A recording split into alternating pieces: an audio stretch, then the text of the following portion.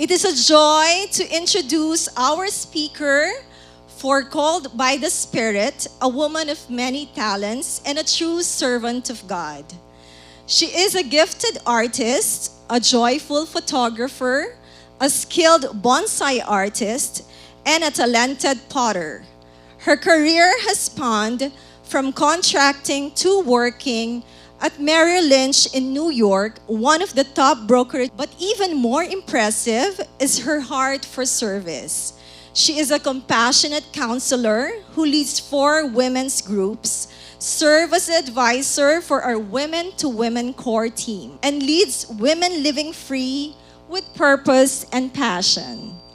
She is also a powerful speaker for the women's ministry, dedicated to uplifting others and reflecting her deep commitment to God's work. Let's give all glory to Jesus for blessing us with such an inspiring and impactful servant, Sister Marlene Estrella.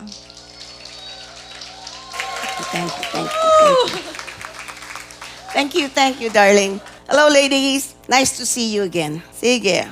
Last time, yung series natin is all about evangelism. Jesus, about di ba, yung napakinggan natin. So this is a series. So now, today, what we're going to talk about is the Holy Spirit, the third person in the Trinity.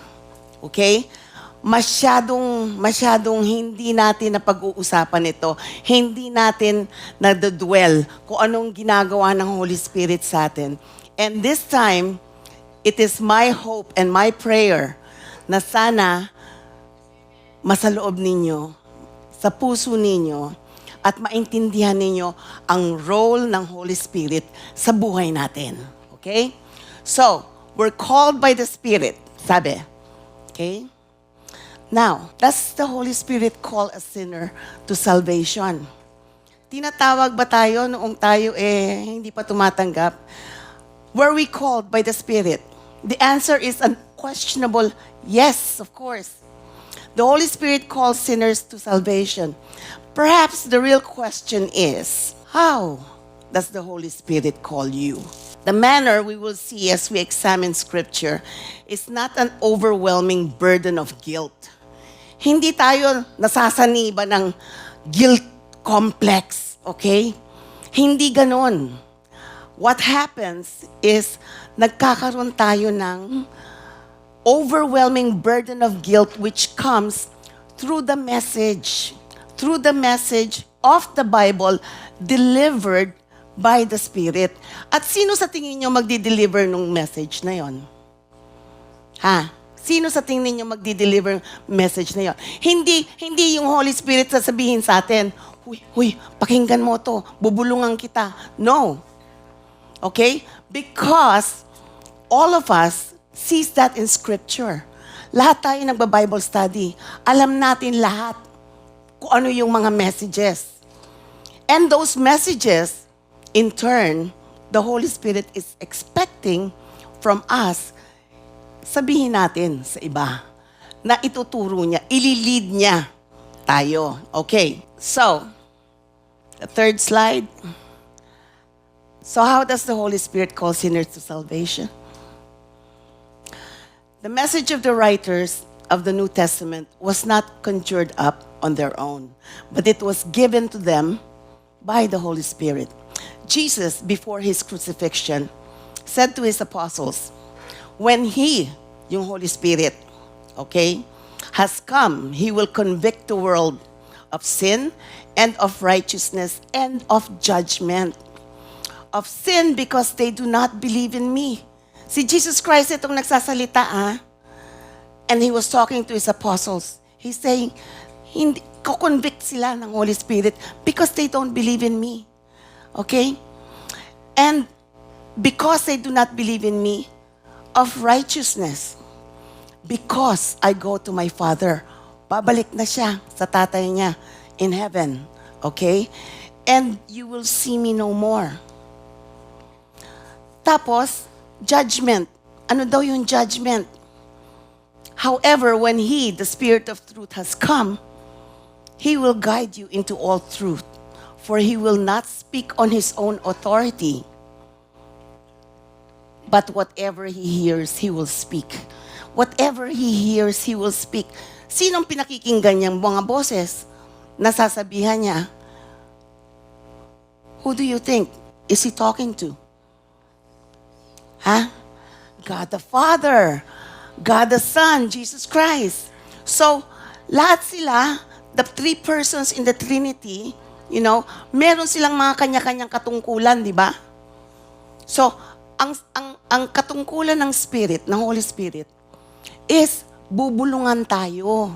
Because now the Spirit is dwelling in us, He is going to tell us kung ano ang gusto ng Panginoon para sa buhay natin. Okay? So second, his message came from the Father and was delivered to the apostle. Okay? They would have all truth, and they in turn translated that truth to mankind. What is promised here is the conviction of the world through the message delivered by the Holy Spirit to God's messengers. So kikita natin yung sequence, ha?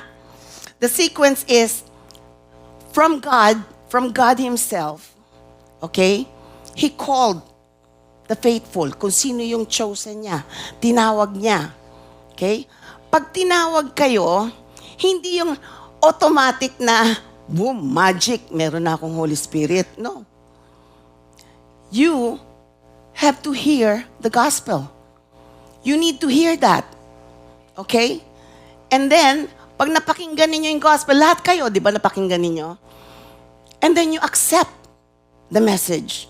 You accept Jesus Christ to be your Lord and Savior. Okay?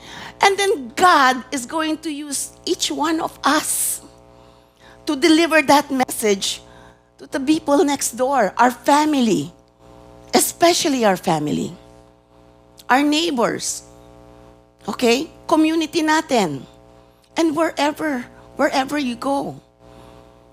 When He calls you, He's going to tell you, o sige anak, kailangan mapakinggan noong anak mo ang gospel ko.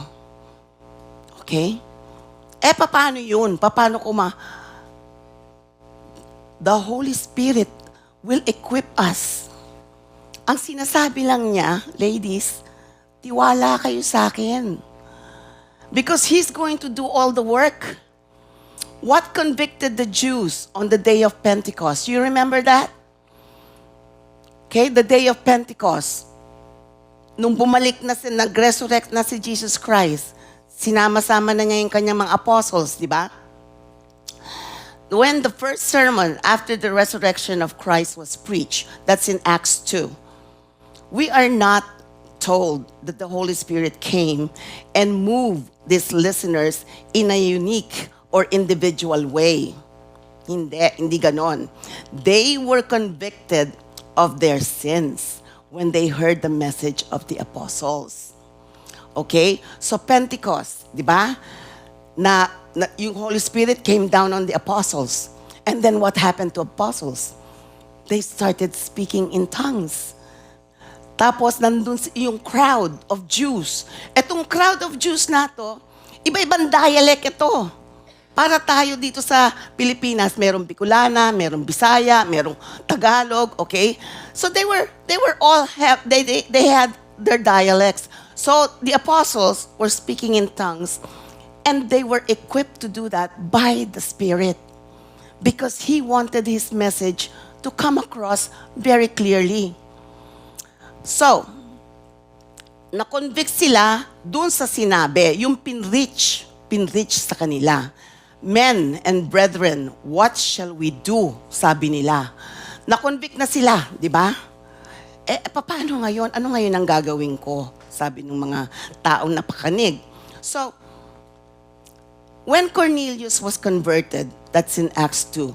Okay, si Cornelius, naalala niyo kung sino si Cornelius? Yung centurion, di ba? Yung Roman centurion. He is the first na hindi Hudyo na nasharean, napakinggan niya ang Word of God. So, when Cornelius was converted, it was due to the preaching of the gospel once more by Peter. Kasi napakinggan niya yung preaching ni Peter. While we are told the Holy Spirit fell on them, it was not to change their hearts, but to confirm to the listening Jews that this was the will of God. Okay? Ay, anong sinasabi doon? Okay? Sinasabi, kasi karamihan yung nandoon, mga Hudyo. They were all Jews. But there was this guy, Cornelius, Roman siya. So, ano yung dinisplay ni Lord doon? He displayed that He wants everybody, not just the Jews, to come to Him after they heard His word, His gospel. Okay? So, parang sinasabi niya, hindi, chosen people nga kayo. Pero, sinasama ko lahat ng gustong makinig sa akin. And that is what happened to Cornelius. Okay? Si Lydia, naalala ninyo si Lydia. Okay? Ito, mga history ito ha, pinapaano ko sa inyo ha. When Lydia, who lived in Philippi, she met Paul. Nung nakilala niya si Paul, she was converted. By how was she converted? God opened her heart, not through a direct operation of the Holy Spirit on her, but through the preaching of Paul. In each conversion took place because the message was preached. So, gets ninyo yon, ha? Gets ninyo? So, napapakinggan muna ang gospel. When you hear the gospel, you get convicted. Convicted of what? Your sins, our sins. Okay? And once we get convicted, then what happens? What happens? Huh? Okay, you accept Jesus. Once you accept Jesus, what happens?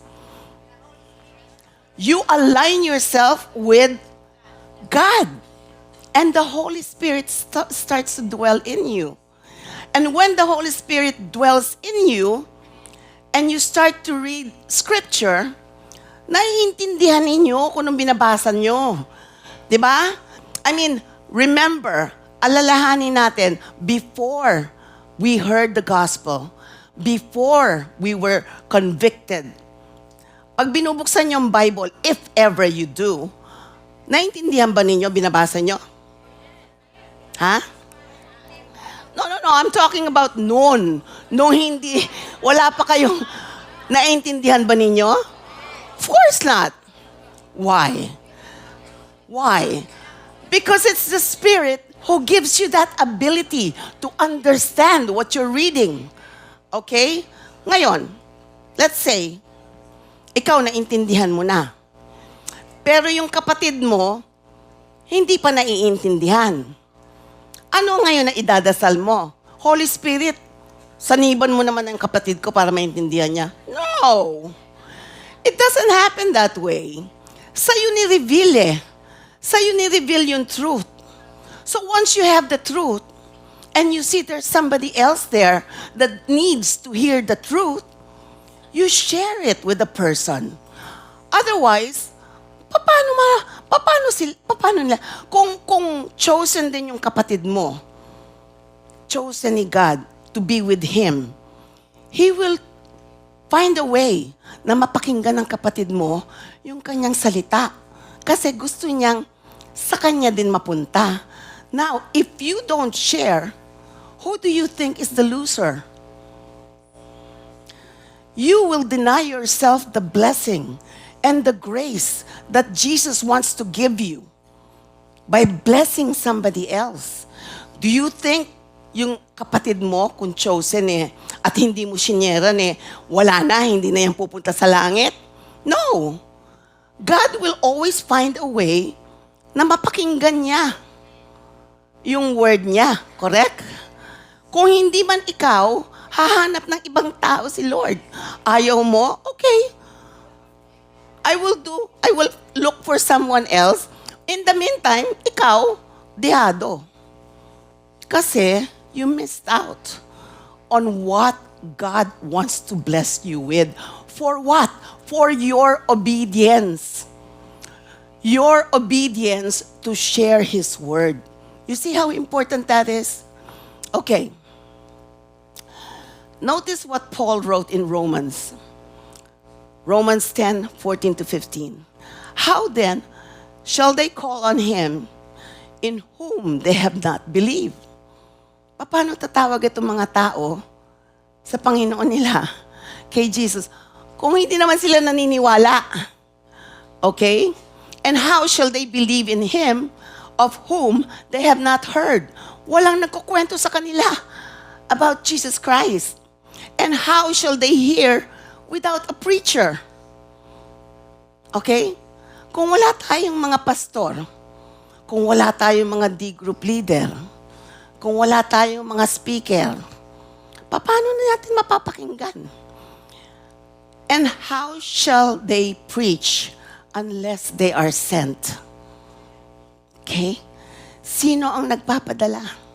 Sinong leading? Kaninong leading?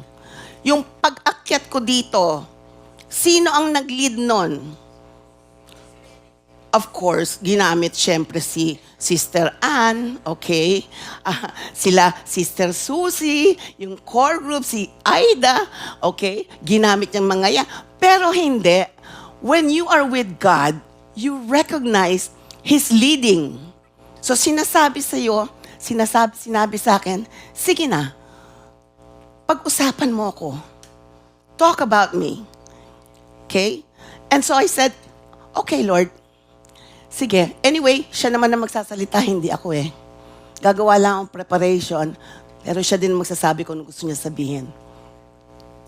As it is written, how beautiful are the feet of those who preach the gospel of peace, who bring glad tidings of good things. Does the Holy Spirit come upon one and convict them of the truth of it all? No. One hears what is preached. Okay? Napapakinggan ninyo kung anong pinreach, and then nagre-react siya doon sa napakinggan niya. Diba? Kayo, pagka nag-uusap-usap tayo, meron kang napakinggan, merong sinabi. Paano? Magre-react ka doon sa sinabi, diba? It's the same thing. When you hear the gospel, you hear it and then you react. Ngayon, depende yan, anong reaction mo. Okay? Ganun din ang nangyari doon sa Acts. Nag-preach si Peter, yung mga tao sa paligid, nag-react. Anong reaction ng mga tao sa paligid? Na-convict sila. One final passage should cement this idea. Paul speaks of us being called, okay? That's in 2 Thessalonians 2, verse 14. But this calling is not a personal calling from the Holy Spirit to the individual. Hindi ito personal calling. He called you by hearing the messages of the gospel. Okay? Naintindihan niyo yon? Sa gospel, ginagamit yung sa gospel, okay? He called you that we might share in the glory of our Lord Jesus Christ. Yun ang kanyang gusto. Ang goal niya for all of us. He wants to share. He wants you, each one of us, to share in His glory. Okay? And that's why He's asking us to heed His calling to share. The calling of an individual, according to the inspired Apostle Paul, is one through the preaching of the gospel. So I ask, have you been called? Have you been called? Have you been called? Okay. So, the Spirit's call to share His word. Ito, kabisado na nyo dapat ito, ha? Matthew 28:19-20. Sige, sabay-sabay. Go, therefore.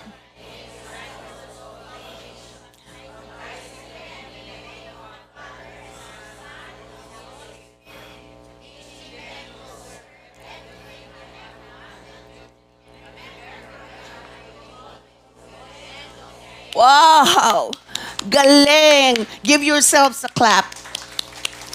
Okay, sharing the good news of the gospel isn't simply a suggestion. Ilang beses na natin napapakinggan yan. Hindi suggestion ito, ha? Command ito. That Jesus set out for us. It's His command. To be the catalyst for eternal heart change in our family, our neighbors, and throughout the world as we share God's word with others. Okay, in Romans 10, verse 14, ano sinasabi doon? How then can they call on Him they have not believed in? Kanina, pinag-usapan natin yan. And how can they preach unless they are sent?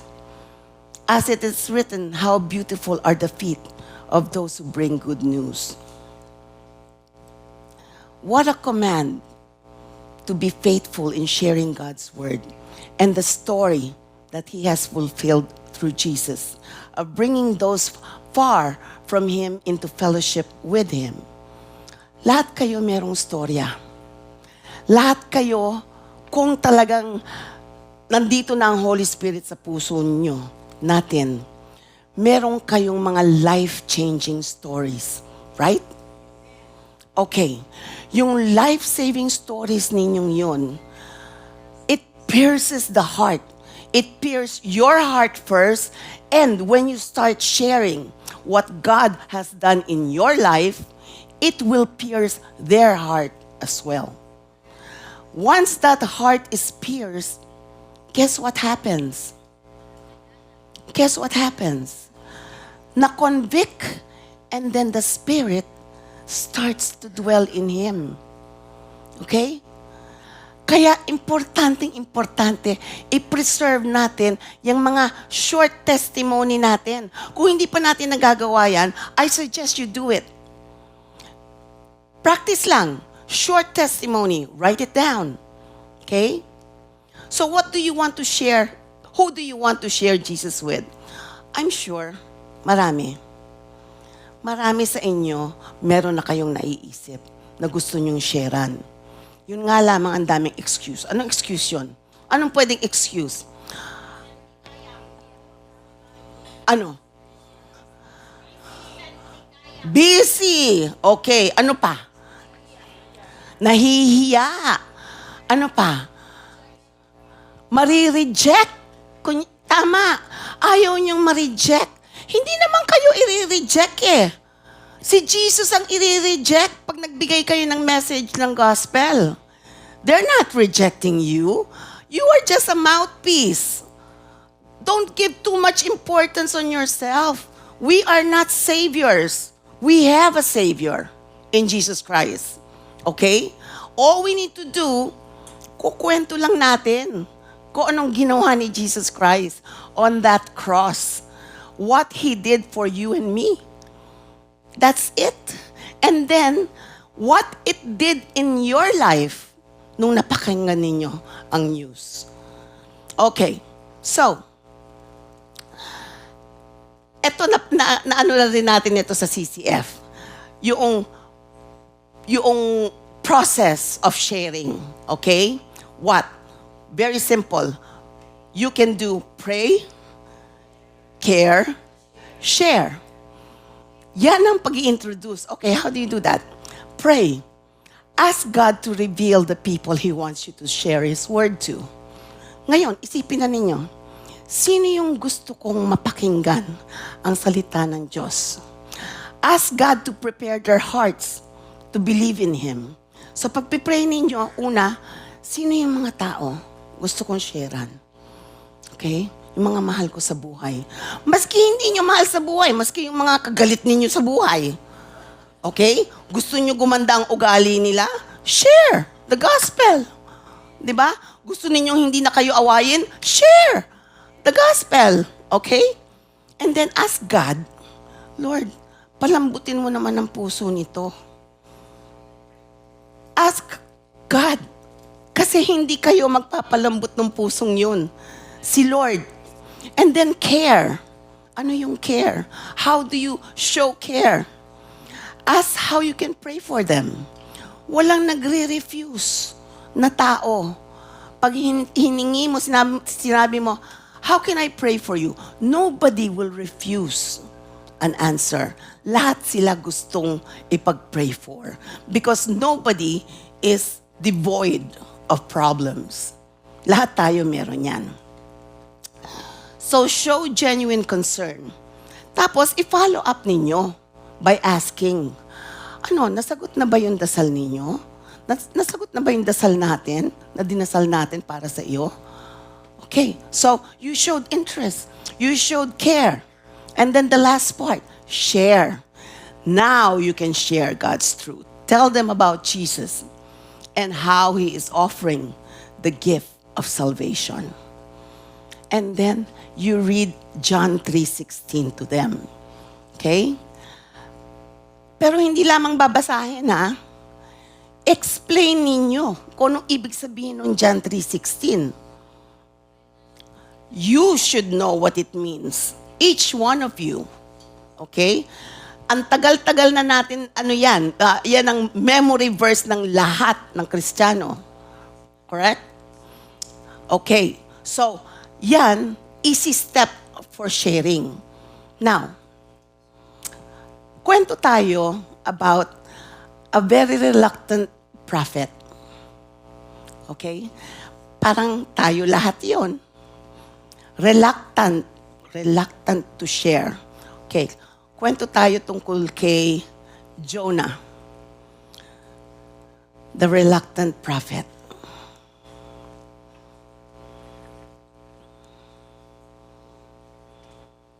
So, si Jonah, okay, prophet siya. Meaning what? Kilala na niyang Diyos. Believer siya. Messenger siya ni God. Ano sinasabi sa Jonah 1:1-2? Now, the word of the Lord came to Jonah, the son of Amittai, saying, Arise, go to Nineveh, that great city, and cry against it, for their wickedness is come up before me. Ano sinasabi ni Lord doon? Gusto ni Lord mag-deliver si Jonah ng message dito sa mga Ninevites.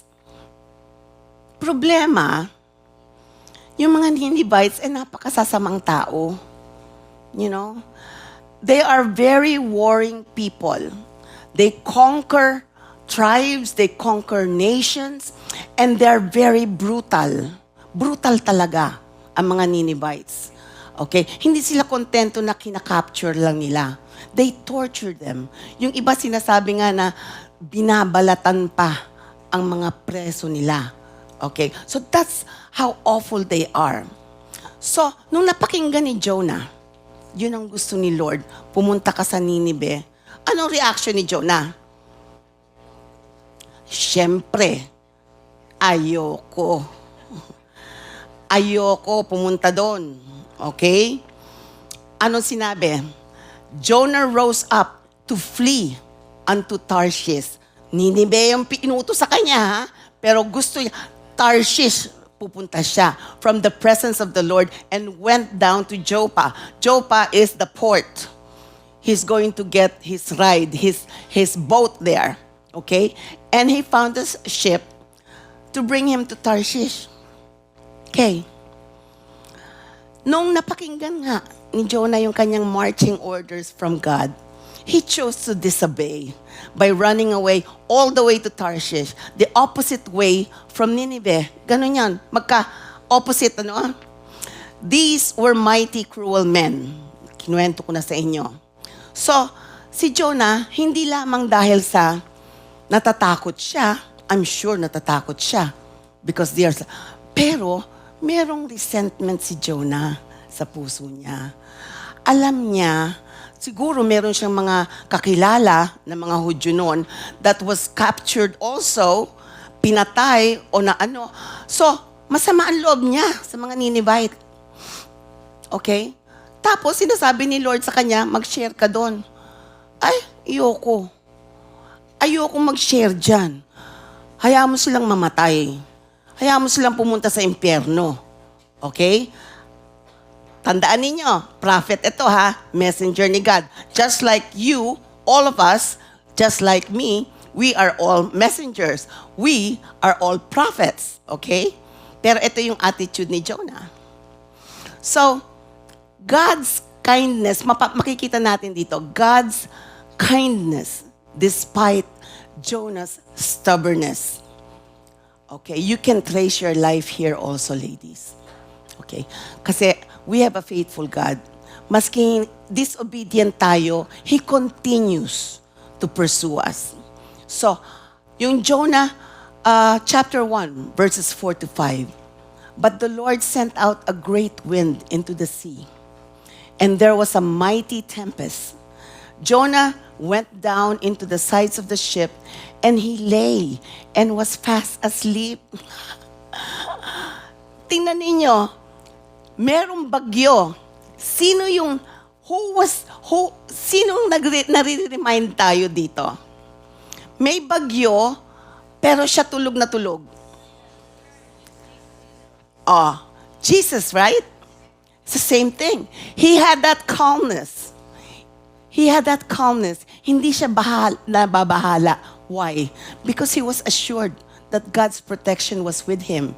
So maski pasaway si Jonah, alam niya, God is faithful to protect him. So he was able to sleep soundly. So, instead of punishing Jonah immediately because of his disobedience, God gently intervenes with a storm. O, tayo. Pagka nagkakaroon tayo ng storm sa buhay natin, naiisip ba natin, bakit? Ano yung dinisobey ko? Why am I getting trials?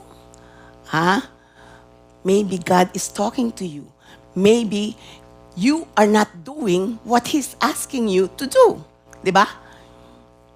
Jonah was at peace with himself. It didn't bother him that he was disobedient to God. Jonah must have justified his disobedience to himself so much that it didn't bother him. Okay, who's guilty of that? Who can come up with great justifications? Mga palusot na mga sinabi nyo kanina, why you can't do what God is asking you to do. Puro palusot yan. Don't we see a bit of Jonah in us? When we get nudged by the Holy Spirit to do something or say something, and yet we turn away to do our own will. Doesn't your thoughts take control and conclude that you know a better way of doing things than what God commands you to do? Gagaling natin, ano? We always have a better way. Sasabihin ni Lord, oh, dadating si ganito. Pwede mo nang ma-share yung word ko. Teka muna, Lord. Hindi pa dapat. Hindi pa pwede ngayon. Antayin ko na lang dumating yung isa pa para sabay-sabay na lang sila. Marami tayong excuse. So God makes the prophet obey. Kasi eventually, pag hindi tayo nag-o-obey kay Lord, He will make us obey. Okay? And the Lord prepared a great fish to swallow Jonah. And Jonah was in the belly of the fish 3 days and 3 nights. Okay? So anong nangyari? Bakit napapunta bigla si Jonah doon sa tiyan? Yung sailors in the ship started praying to their gods and implored Jonah to pray to his God also. And he asked the sailors asked Jonah, ano kaya ang cause nito? Bakit tayo binagyo ng ganito? Calm naman yung water. He probably said to himself, drowning is much better than going to Nineveh to preach God's word. Diba? Tigas ng ulo, no? Okay. God uses drastic means to bring us to point of obedience. Have you ever gotten to this point? Pinaluhod tayo because of our disobedience, and He's waiting until we obey? Okay, wag natin antayin yun. Okay? Kasi kung minsan yung luhod na yon, hindi lang luhod. Dadapa ka ng husto. Okay? Masakit. God uses drastic means. Okay, just like you and me, when we choose not to listen to God's leadings, God would have to break us and bring us down to our knees.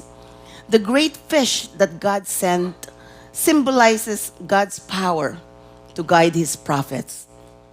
Just like the trials and struggle that we go through, God uses anything or everything to bend us.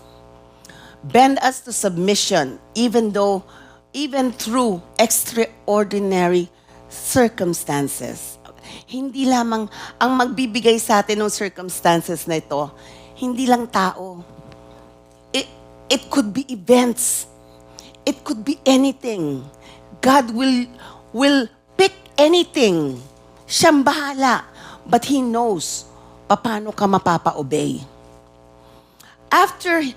So sinabi ni Jonah ngayon, nakita niya desperado na, andun na siya sa belly ng fish eh. So, what did Jonah do? He prayed. Okay? He prayed. Ano sabi niya? Sa Jonah 2:6-7. But you, Lord my God, brought my life up from the pit.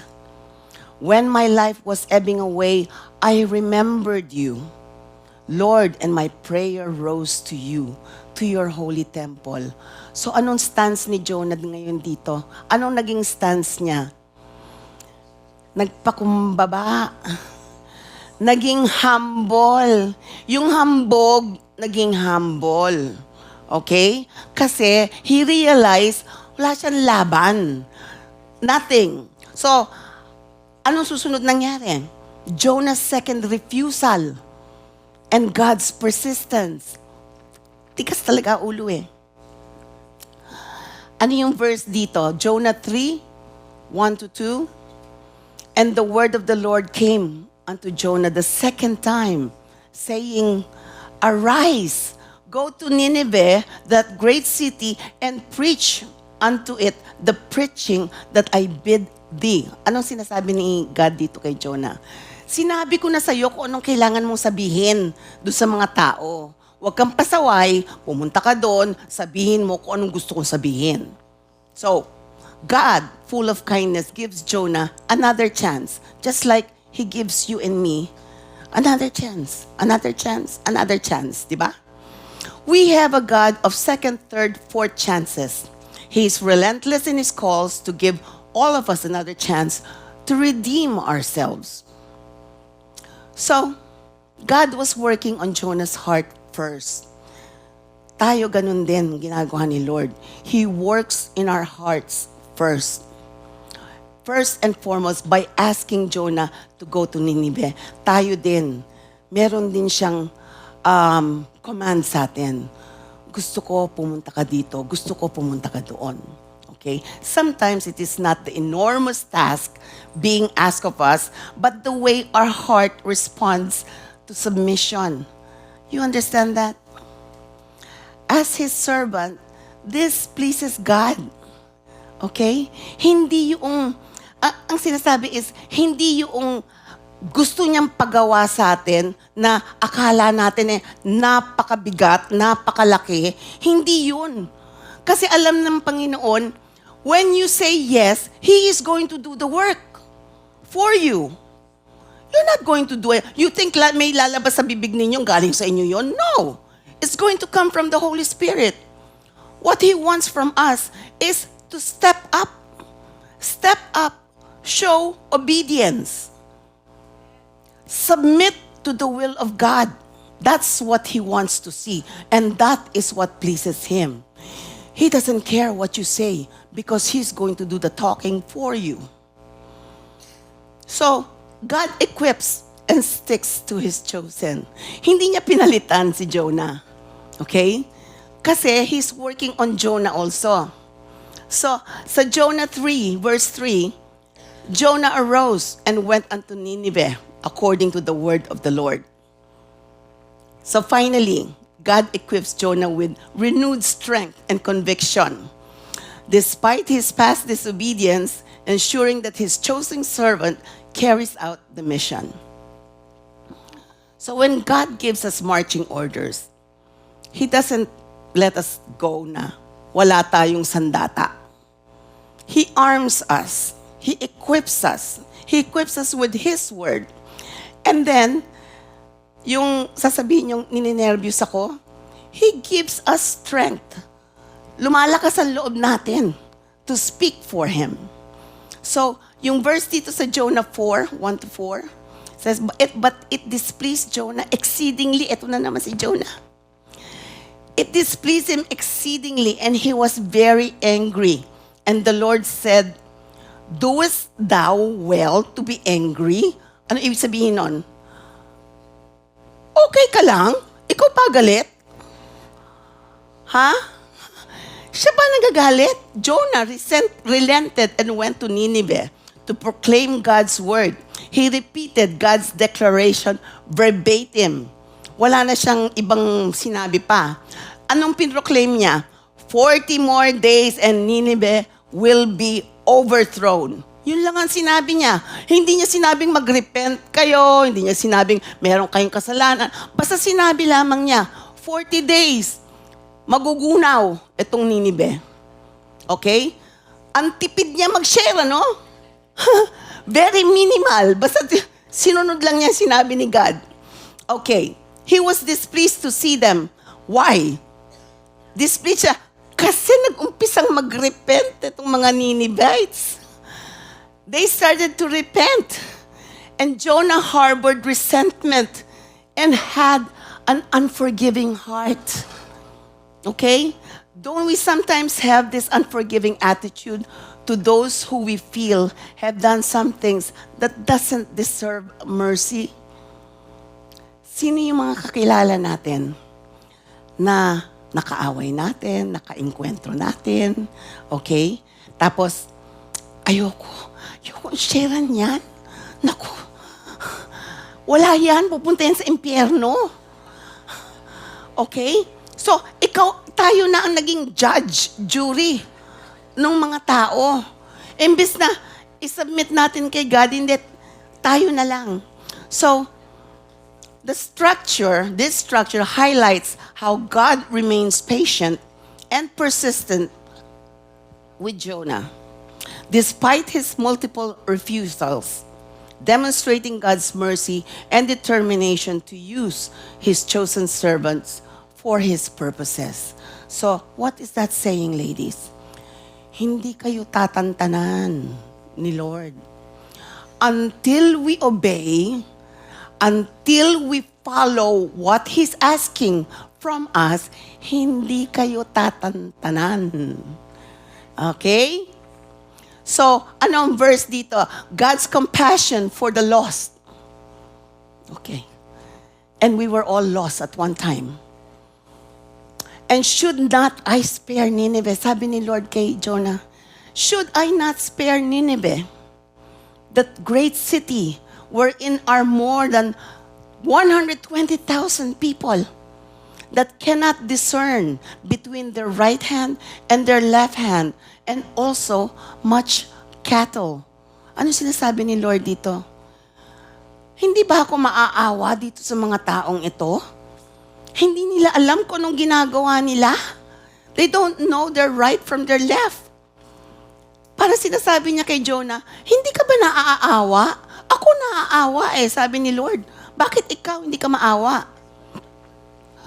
Kung hindi ka naaawa sa mga tao, marami din siyang cattle, Marami din siyang mga baka doon, marami silang ganon. Hindi ka naaawa doon sa mga hayop? So Jonah went a distance away from the city to watch what would happen to the city.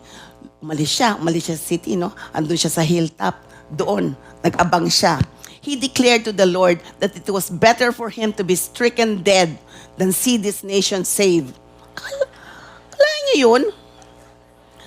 How about our own resentments?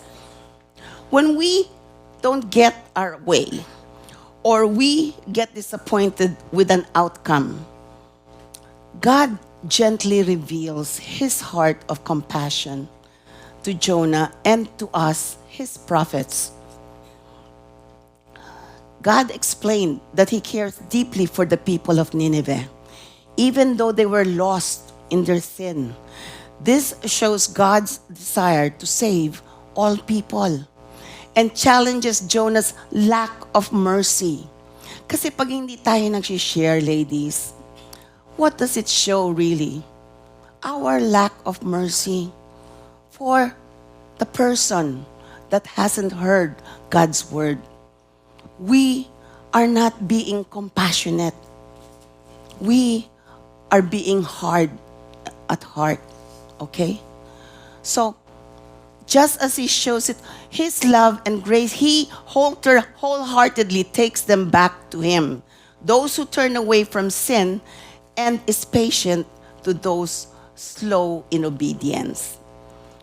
Sino ba ang fast in obedience dito? Mabigyan ng premyo. Interestingly enough, the book of Jonah ends with a cliffhanger.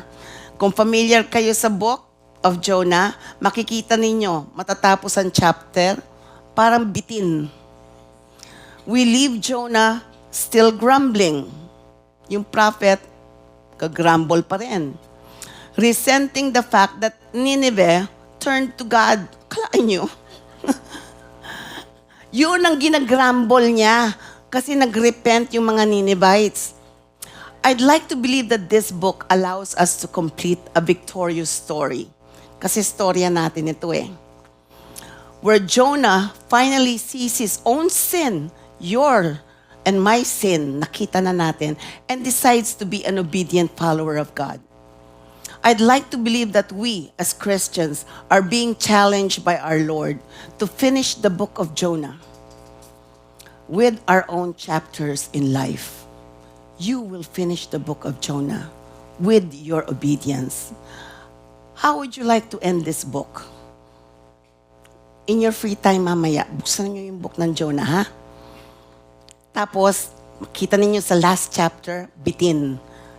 Kayo ang mag-fill in nun with your own story. Okay? God is watching to see how we close the chapter of this book. He wants to see his prophets, his messengers, and ambassadors hunger and seek his word.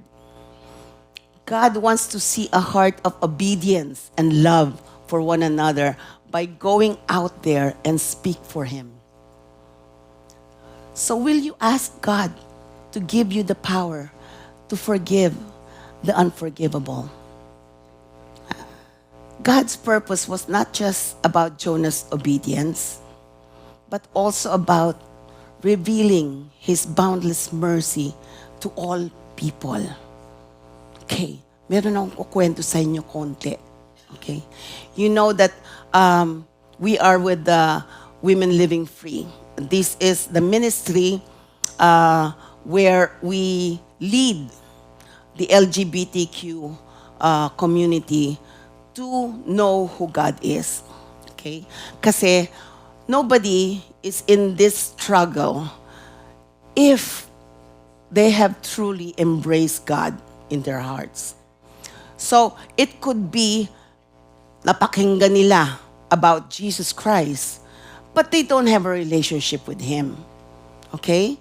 So, I was counseling a woman na meron siyang anak na, naaano siya because she is in a relationship, same-sex relationship, and she knows it's wrong. Okay? Pero, paano ang gagawin? Alam niyo, habang kinakausap ko siya, I had to ask her, ano ho ang background ng anak ninyo? So, kinuwento niya sa akin yung background. Kasi, pobre lang daw sila noong napanganak niya ito. So, nag-i-struggle siya, nahihirapan siya, naghahanap buhay. Yung asawa niya, babaero, laging wala sa bahay. So, most of the time, siya yung nagkakagasta para sa anak niya, pinalaki niya. Okay? But, she was not nurturing. hindi niya nagampanan yung role ng nanay sa anak. So yung bata, yung anak niyang babae, lumaki, kulang sa pansin, kulang sa pagmamahal. Yung pagmamahal na yon, nai-establish yon habang bata pa. Ang bata, mula sanggol. Yung formative years, dapat nandun ang ina. Nga, under the circumstances, tama nga naman, kailangan siya maghanap buhay. Paano, anong mangyayari? Okay, andun na siya. Andun na siya dun sa time na, paano ngayon? Ano ngayon ang gagawin ko? You know, ladies, maski anong kasalanan ang meron ang tao dito, ang gamot, ang cure, iisa lang. Let them hear the word of God. Okay? It doesn't matter kung anong kasalanan yan. Ke same-sex attraction, ke sugarol, ke babaero, ke majungero, o whatever. Okay? Iisa lamang ang solution. Let them hear God's word. And who do you think is capable of doing that? Sino? Sinong pinapadala ng Panginoon? Of course. Okay? Unless gusto nyong solohin ang salvation, gusto nyong solohin ang pagmamahal ng Panginoon, wala kayong kasama pagdating nyo doon. Diba? Okay. So, right now, meron akong mga kasama ko from Women Living Free. Kung merong gustong mag-sign up to join the ministry, matulungan ninyo mga anak ninyo who are struggling, or meron kayong mga pamangkin, meron kayong mga kaibigan, anyone, okay? Pero this one is, hindi ito obligatory. You have to have that conviction from the Holy Spirit. And I'm sure if you were in that position, you will be convicted by the Spirit to do something about the situation. Okay? So, tapos na.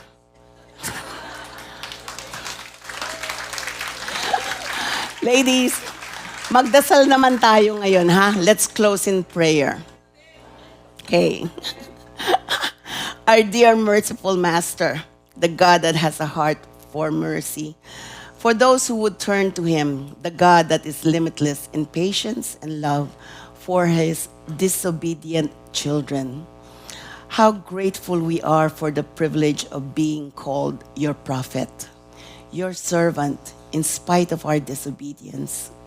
We thank you for the big fish that you sent our way to remind us that there is pending work to be done. Yes, dear Lord, we thank you for sending us trials and testings so we could look to you for answers. At times, dear Lord, we behave just like Jonah, that upon hearing your command, we turn the opposite way. We are stubborn creatures that does not deserve your mercy, but you give it wholeheartedly just the same. We grumble and complain over the minutest discomfort, but you, our compassionate Father, relentlessly pursue us just the same. You woo us into submission and cradle us to obedience. We implore you in your sovereignty to allow us to love you and others as you love us. We beg for discernment to recognize your voice from the many noisy voices drowning us. Make your will be known to us at all times. You have put your brand in our hearts. Equip us always to be compliant to your will and not our own. In Jesus' omniscient name we pray. Thank you. For your beautiful message.